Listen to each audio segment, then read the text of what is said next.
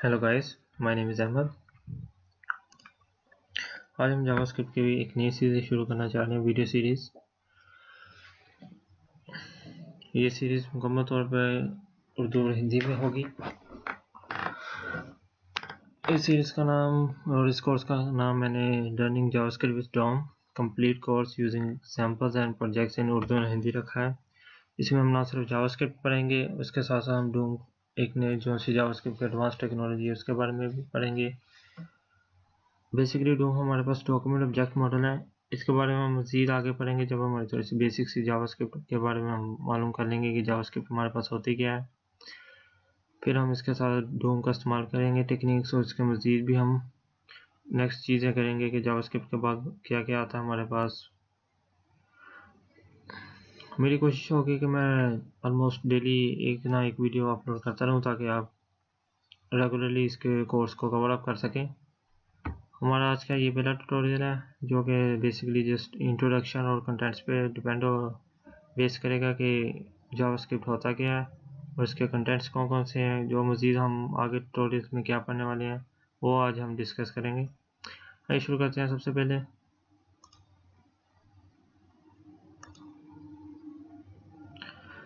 ये tutorial introduction learning JavaScript with DOM complete course using examples and projects in Urdu and Hindi. हमारे पास इसका introduction किया था। सबसे पहले आती है हमारे पास what is JavaScript. JavaScript is a client-side scripting language which is used to change HTML static pages into dynamic pages, or it brings interactivity in HTML web pages। इसका क्या मतलब है कि हमारे पास JavaScript एक क्लाइंट साइड लैंग्वेज है, client side scripting language है। इसका मतलब कि हमारे JavaScript लिखने के लिए हमें किसी भी सर्वर की ज़रूरत नहीं पड़ती। अगर कई लोगों को, अगर आप में से किसी को PHP के बारे में पता हो तो आपको पता होता है कि वो एक सर्वर्स के लैंग्वेज है जिसके लिए अगर वो हमें कंपाइल करने के लिए या चलाने के लिए किसी ना किसी सर्वर की ज़रूरत होती है। या हम ऑनलाइन PHP को चलाते हैं या फिर हम कंप्यूटर में सर्वर को इंस्टॉल करके PHP के कोड रन करते हैं। मगर जावास्क्रिप्ट में हमें किसी भी सर्वर की ज़रूरत नहीं पड़ती। ये ऑटोमेटिक ब्राउज़र में इंस्टॉल होती है। हम जो भी जावास्क्रिप्ट में कोड लिखते हैं वो by default browser he execute करता है। हमें ब्राउज़र के बाहर जाने के लिए स्पेशल टूल की, किसी भी टूल या एक्स्ट्रा टूल की ज़रूरत नहीं पड़ती कि हम जावास्क्रिप्ट को रन करने के लिए कोई चीज़ हम अलग से इंस्टॉल करें ताकि हमारा जावास्क्रिप्ट का कोड चल सके। ठीक है, इसमें ये चीज़ किसी की भी ज़रूरत नहीं होती। ये करंट हमें बेसिकली ये जावास्क्रिप्ट है वो ब्राउज़र से एग्जीक्यूट होती है। हम जस्ट अपना जिस तरह HTML और CSS का कोड लिखते हैं और जैसे उसे ब्राउज़र में ओपन करते हैं तो वो अपनी जो भी कोड के मतलब या कोड का जो सा भी रिजल्ट आना होता है वो बाय डिफ़ॉल्ट ब्राउज़र एग्जीक्यूट करके हमें दे देता है। सिमिलरली जावास्क्रिप्ट में भी यही होता है। हम जो भी कोड लिखते हैं वो ब्राउज़र उसे एग्जीक्यूट करता है और उसके रिलेटिव रिजल्ट हमें दे देता है। ठीक है, नेक्स्ट चीज़ लिखिए हमें it is written inside HTML document. जितने भी हमारे पास जावास्क्रिप्ट है वो हम HTML डॉक्यूमेंट में लिखते हैं। HTML डॉक्यूमेंट में हम कोई रिस्ट्रिक्शन नहीं है कि कहाँ पे लिख सकते हैं। हम जहाँ पे चाहें HTML लिख सकते हैं, जावास्क्रिप्ट HTML लिख सकते हैं, चाहे बॉडी में हो या बॉडी के लास्ट में या हेडर से पहले या हेडर के बाद। मज़ीद इसके बारे में हम आगे पढ़ेंगे कि HTML में हम जावास्क्रिप्ट किस तरह लिख सकते हैं और कितने वेज हैं। नेक्स्ट लाइन में हमारे पास क्या है, JavaScript is interpreted client side scripting language. अब इसका क्या मतलब है? इसका मतलब है कि आपके पास वही जो मैंने ऊपर बात डिस्कस की थी कि ये जस्ट स्क्रिप्टिंग लैंग्वेज है जो ब्राउज़र खुद ही एग्जीक्यूट करते हैं। इसके लिए किसी भी सर्वर की ज़रूरत नहीं होती। हम इसे interpreted client side scripting language भी कह देते हैं। नेक्स्ट चीज़ कह रहा हूँ, does not need any server compiler. जैसे कि फिर ऊपर से बात कर चुके हैं हम, किसी भी सर्वर और कंपाइलर की ज़रूरत नहीं पड़ती। अब हम पढ़ते हैं history of JavaScript. JavaScript develop की गई थी ब्रेंडन ईच। जावास्क्रिप्ट को डेवलप किया था ब्रेंडन ईच ने 1995 में फॉर नेटस्केप नेविगेटर 2 के लिए। नेविगेटर 2 आप एक ब्राउज़र कह सकते हैं, कंपनी कह सकते हैं जिसके लिए इसने बनाई थी जावास्क्रिप्ट। जावास्क्रिप्ट का जो पहला नाम था वो था मोका, या उसके बाद थोड़ी बाद इसका नाम लाइवस्क्रिप्ट में कन्वर्ट कर दिया गया। जब इस जावास्क्रिप्ट का वर्जन 1.1 हुआ ऑलमोस्ट 1996 में ये रिलीज़ हुआ था, तब इसका नाम ऑफिशियली चेंज कर दिया गया जावास्क्रिप्ट में। इन 1997 में जावास्क्रिप्ट को सबमिट कर दिया गया था ECMA को, जो कि European computer manufacturers association script company है। जिसको ये जावास्क्रिप्ट दे दी गई थी। उसके बाद जितना भी इस पर वर्क हुआ है, इस पर डेवलपमेंट हुई है, वो इसी कंपनी ने की है। उसके बाद 1999 में जावास्क्रिप्ट हार्ड ब्राउज़र का हिस्सा बन चुका था। जब ये जावास्क्रिप्ट बनी थी 1996 या 1997 में, तो हर ब्राउज़र का हिस्सा नहीं थी। कोई ब्राउज़र इसे एक्सेप्ट कर रहा था, कोई ब्राउज़र इसकी कोडिंग को एग्जीक्यूट नहीं करता था। पर 1990 में जो से भी मेजर ब्राउज़र्स हैं, तकरीबन फायरफॉक्स हो गया, गूगल क्रोम हो गया, सफारी हो गया, नोपेरा वगैरह, ये हर ब्राउज़र जावास्क्रिप्ट को सपोर्ट कर रहा था। अब जो से करंटली है 2015 में ECM स्क्रिप्ट का 6th एडिशन चल रहा है और जावास्क्रिप्ट 2.0 रिलीज़ हो चुकी है, जो से अब हम यूज़ कर रहे हैं। मोस्टली अभी भी इसका जावास्क्रिप्ट का 1.8 समथिंग वर्जन ही चल रहा है ज़्यादातर, और जो सा लेटेस्ट वर्जन अब चल रहा है वो 2.0 है। अच्छा, अब देखते हैं हम कि जावास्क्रिप्ट से हम कर क्या सकते हैं। What can we do with JavaScript. JavaScript काफ़ी इजी लैंग्वेज भी है, समझ में आए तो, अगर करने में आए तो मुश्किल से भी है। जितना एडवांस जाता जाएंगे, वैसे बात है ना, जब आप लैंग्वेज स्टार्ट करते हैं कोई भी, सिमिलर शुरू से हमें काफ़ी आसान लगती है। जब उसमें डीपली काम करते हैं, एडवांस काम करना चाहते हैं, तो थोड़ी सी मुश्किल हो जाती है। अच्छा, सबसे पहले क्या है इसमें, changing HTML static pages into dynamic web pages. जो सा मेन काम होता है हमारे पास जावास्क्रिप्ट का, वो होता है हमारे पास चेंजिंग। हम HTML स्टैटिक पेजेस को डायनामिक पेजेस में हम कन्वर्ट कर सकते हैं। जो HTML CSS को उन्हें पता होगा कि हम HTML CSS से डायनामिक पेजेस क्रिएट नहीं कर सकते। उसके बाद हम क्या कर सकते हैं कि we can change any tag data into new data. हम HTML में कोई भी डाटा लिखा हो किसी भी टैग में, जैसे P में, पैराग्राफ में, हेडिंग्स में, हम जावास्क्रिप्ट के थ्रू बगैर हेडिंग को वहाँ पे HTML कोड में चेंजिंग किए बगैर डाटा को चेंज कर सकते हैं। उसके अलावा we can change HTML CSS styles. उसके बाद क्या कह रहा है हमारे पास, we can change CSS style के। हम अगर CSS अप्लाई की होती है हमने किसी भी HTML पेज में, तो हमने मैन्युअली तौर पे जाकर वहाँ पे चेंज करना पड़ता है। फॉर एग्जांपल, अगर हमने कलर रेड दिया हुआ है किसी टेक्स्ट पे, तो उसे ब्लू कलर देना, तो उसी क्लास में जाके उसी टैग के कलर प्रॉपर्टीज में जाके उसको कलर को चेंज करना पड़ेगा। मगर जावास्क्रिप्ट के थ्रू हम कहीं भी उस टैग के डाटा टेक्स्ट के कलर को हम किसी भी कलर में चेंज कर सकते हैं। इसके अलावा हमारे पास मेजर यूज़ होता है फॉर्म वैलिडेशन। जावास्क्रिप्ट को हम फॉर्म वैलिडेशन में बहुत यूज़ करते हैं। फॉर्म वैलिडेशन क्या है कि आप यूज़र से कैसे इनपुट ले सकते हैं। अगर वो गलत इनपुट ना कर सके हमारे पास, अगर उसे नाम पूछा हो तो नंबर ना इनपुट कर सके, ईमेल करेक्ट इनपुट करें, अपना नंबर अपने सिटी के हिसाब से या अपनी कंट्री के हिसाब से सही इनपुट कर सके। इस तरह की चीज़ें भी हम जावास्क्रिप्ट के थ्रू कर सकते हैं। उसके अलावा हम make small web applications like calculator, converter और गूगल मैप बनाना, इसमें इजीली बना सकते हैं।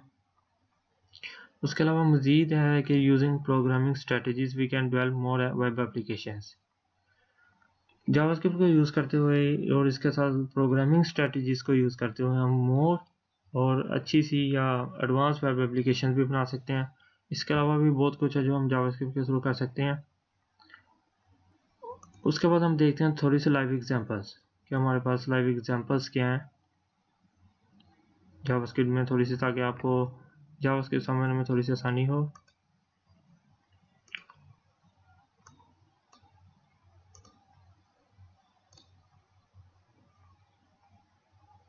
सबसे पहले हमारे पास एग्जांपल है ये किसी ने वेबसाइट बनाई है। अब ये देखें, ये जावास्क्रिप्ट के थ्रू काम हो रहा है।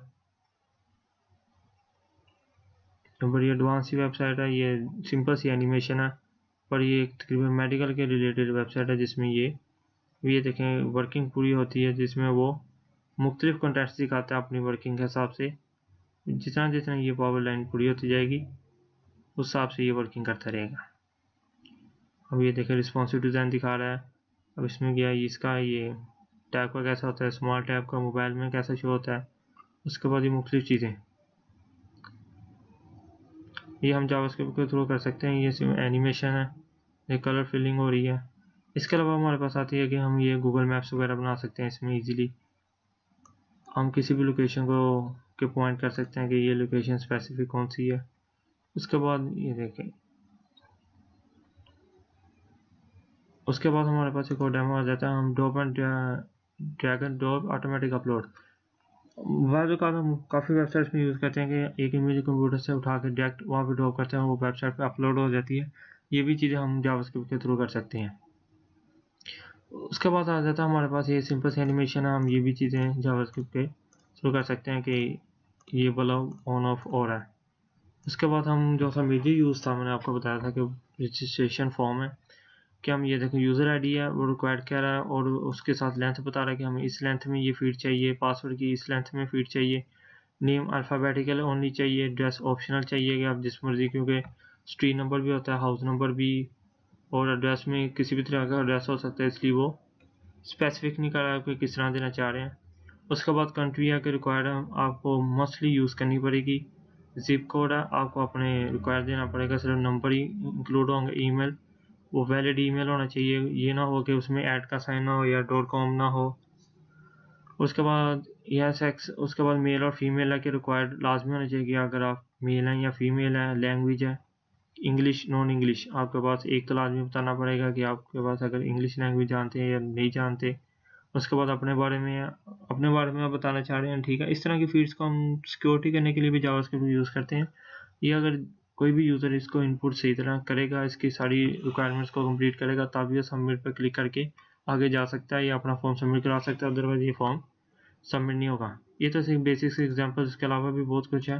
वापस क्लास पे आते हैं।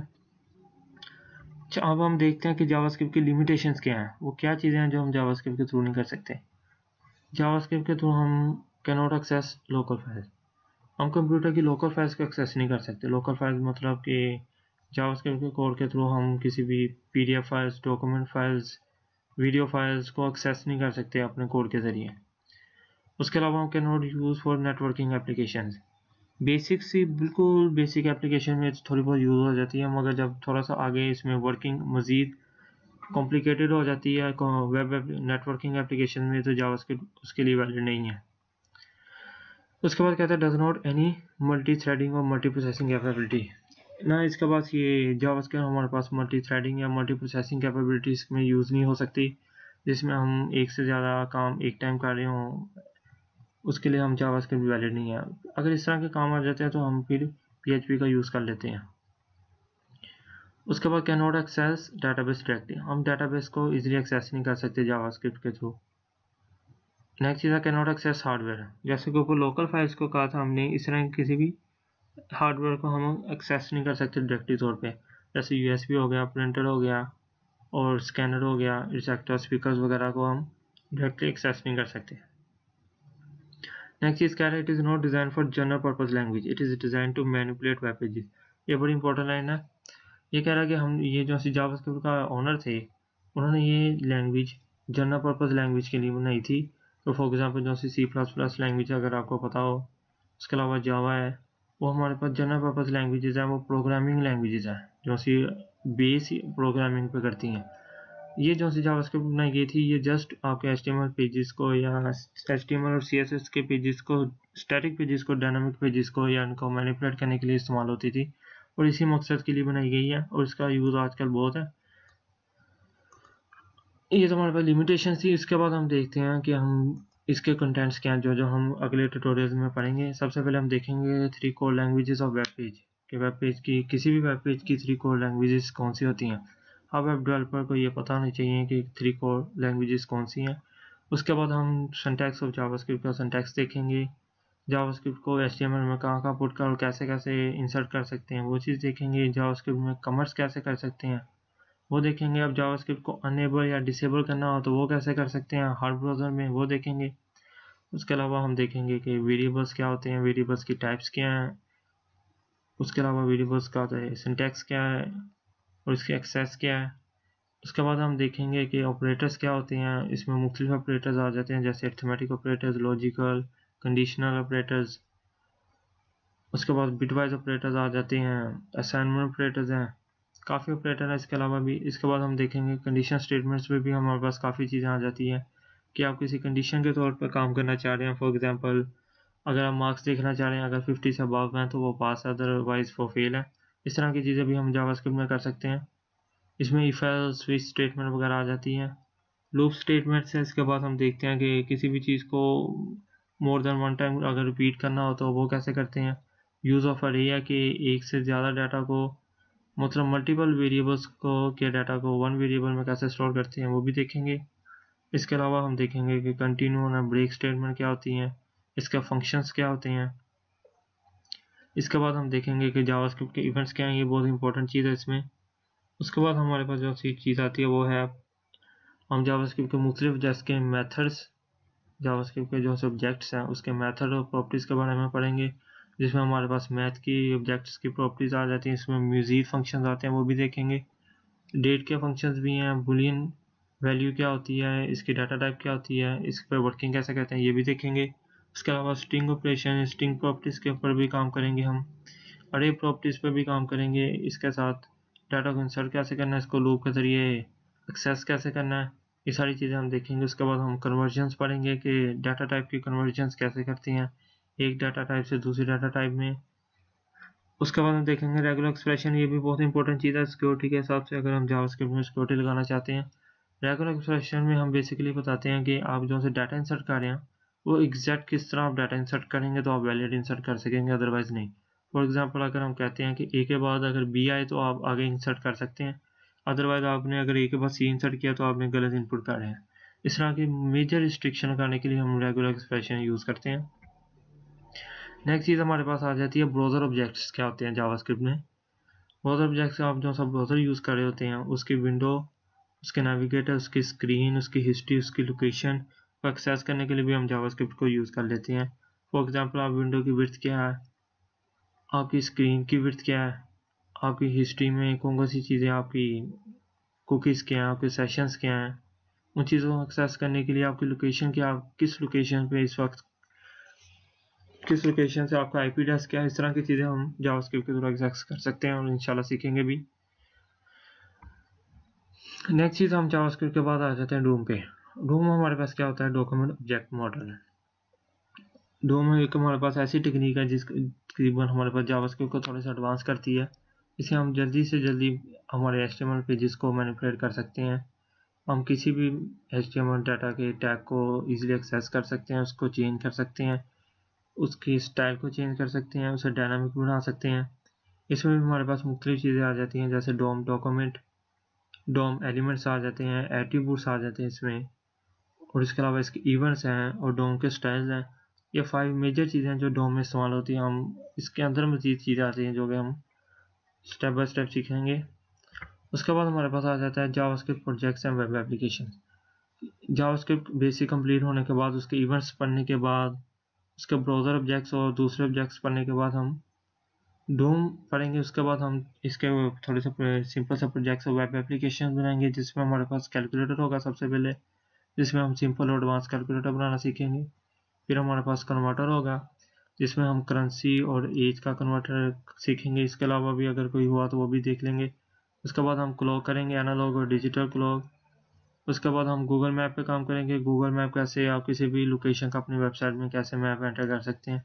उसके अलावा फॉर्म वैलिडेशन लगाना सीखेंगे। पहले हम सिंपल फॉर्म में वैलिडेशन लगाएंगे, उसके बाद कॉम्प्लेक्स पे काम करेंगे। फिर हम एनिमेशंस पे काम करेंगे कि किसी भी इमेजेस पर एनिमेशन लगानी होगी, जैसे आपने अभी बल्ब की एनिमेशन देखी थी, इस तरह की एनिमेशंस, बटन्स पर एनिमेशंस और टेक्स्ट पर एनिमेशन लगाना सीखेंगे। इसके बाद हम एक छोटी सी वेबसाइट बनाएंगे, हेडर कोलैप्स की वेब पेज बनाएंगे HTML5 को यूज़ करते हुए, CSS3 को और जावास्क्रिप्ट को, और इसके साथ ब्यूटीफुल एनिमेशन यूज़ करेंगे हम, ताकि आपको जावास्क्रिप्ट का लाइव इस्तेमाल करना आ सके। इसके अलावा भी बहुत कुछ है, ये तो जस्ट बिगिनिंग है। इसके बाद जावास्क्रिप्ट का कोर्स ख़त्म होने के बाद हम क्या करेंगे, after JavaScript what will we do. इसके बाद हम JQuery का कोर्स स्टार्ट करेंगे। उसके बाद हम साथ ही JAX का काम करेंगे ताकि आप जावास्क्रिप्ट को मज़ीद एडवांस के तौर पे सीख सकें। अच्छा, तो ये लेक्चर ख़त्म करने से पहले ना आखिरी चीज़ जो वो है what you should already know, कि आपको जावास्क्रिप्ट स्टार्ट करने पहले से कौन सी लैंग्वेजेस आनी चाहिए। एक तो आपको HTML आनी चाहिए जो कि मार्कअप लैंग्वेज है, उसके बाद आपको CSS आनी चाहिए जो कि स्टाइल शीट है। इन दोनों के बगैर आपको जावास्क्रिप्ट सीखने में बहुत मुश्किल होगी। कोशिश होगी कि मैं रेगुलरली इसके लेक्चर्स ट्यूटोरियल्स अपलोड करता रहूँ ताकि आपको जल्दी से जल्दी इसके ट्यूटोरियल मिल सके, आप जल्दी से जल्दी सीख सकें। अगर आपको कोई भी क्वेश्चन पूछना हो या कमेंट करना हो तो आप नीचे वीडियो के नीचे कमेंट कर सकते हैं, इसको लाइक कर सकते हैं और अपने फ्रेंड्स के साथ शेयर करें और चैनल को सब्सक्राइब करें ताकि जब भी मैं नेक्स्ट वीडियो अपलोड करूं वो आपको ईमेल आ सके। मिलते हैं नेक्स्ट ट्यूटोरियल में।